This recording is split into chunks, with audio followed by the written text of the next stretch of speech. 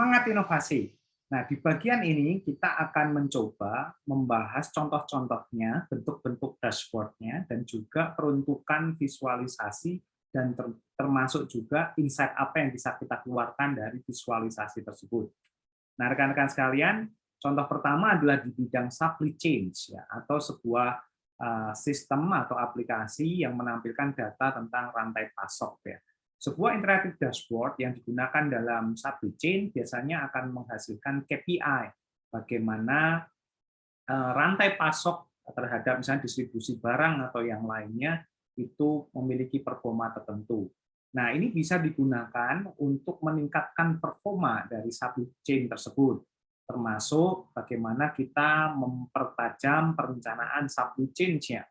Dan tentu saja kita bisa memitigasi atau mengidentifikasi risiko apa yang ada di dalam proses bisnis supply chain.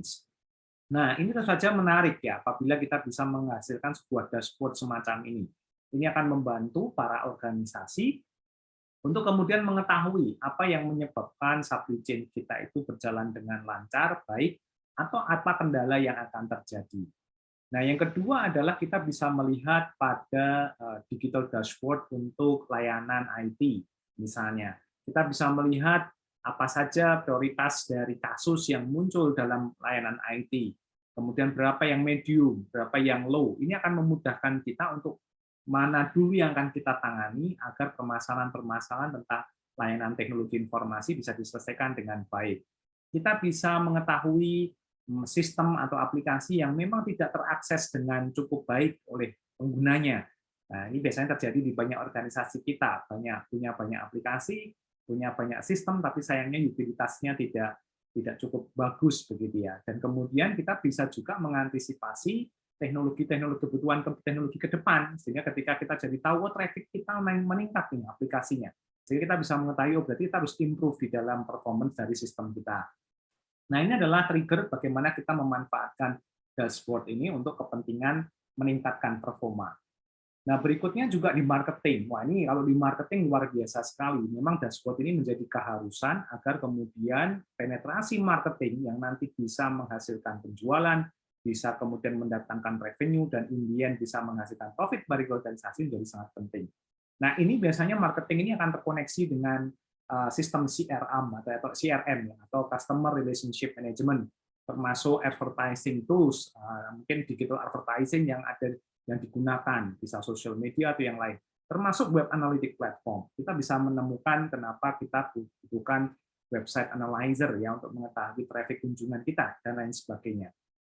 Dan ini akan sangat memudahkan kita untuk kemudian mengetahui apa yang harus kita respon dari marketing ini, apa yang perlu kita booster, apa yang perlu kita ubah dari strateginya, apa yang menjadi target audiensnya itu bisa kita lakukan seketika itu, sehingga yang namanya perubahan rencana itu bisa sangat dinamis dilakukan. Kemudian yang berikutnya di finance, wah ini matter sekali. Kenapa? Karena kita jadi mengetahui, mengeksplor apa yang terjadi dalam transaksi kita, kontrak-kontrak kita, data-data pengeluaran, dan kemudian kita bisa mengetahui bagaimana cara mengontrol sisi risiko keuangan kita, dan juga meningkatkan efisiensi, dan ujung-ujungnya adalah kita meningkatkan profit.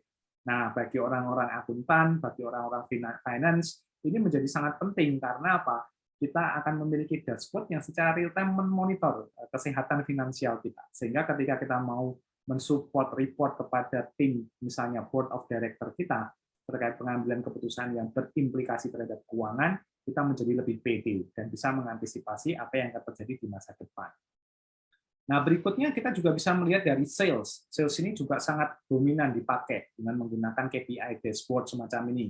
Kita jadi tahu mana segmen sales kita, kemudian berapa porsi sales kita, dan juga pada pola-pola tertentu apa sales kita itu bisa naik dan juga kemudian mungkin terkendala dan lain sebagainya. Ini juga menjadi salah satu yang bisa kita gunakan dan dimaksimalkan dengan menggunakan visualisasi insight dashboard semacam ini. Dan berikutnya adalah human resources. Nah, ini juga menarik, kita jadi mengetahui performance individu, performance group, performance tim secara keseluruhan, demografinya, dan juga kompetensinya. Sehingga kemudian kita jadi tahu apa yang harus dilakukan untuk meningkatkan performa dari karyawan kita, termasuk kita meningkatkan loyalitas, dan juga mengetahui apa yang harus kita kembangkan ke depan agar karyawan kita itu menjadi lebih smart, lebih pintar, dan bisa menghasilkan value bagi perusahaan. Masih banyak lagi contoh-contoh sebenarnya yang kita lakukan, dan nanti di beberapa case bantu akan saya tunjukkan beberapa contoh yang live atau real. Terima kasih. Ini adalah materi mengenai visualisasi dan data insight. Semoga bisa memantik dan membuka rekan-rekan sekalian untuk bersemangat mengeksplor lebih detail dengan mendalami mata kuliah atau pelajaran atau materi yang lebih detail terkait dengan masing-masing yang sudah saya sampaikan. Semangat inovasi, semangat belajar, dan bikin Indonesia maju. Terima kasih.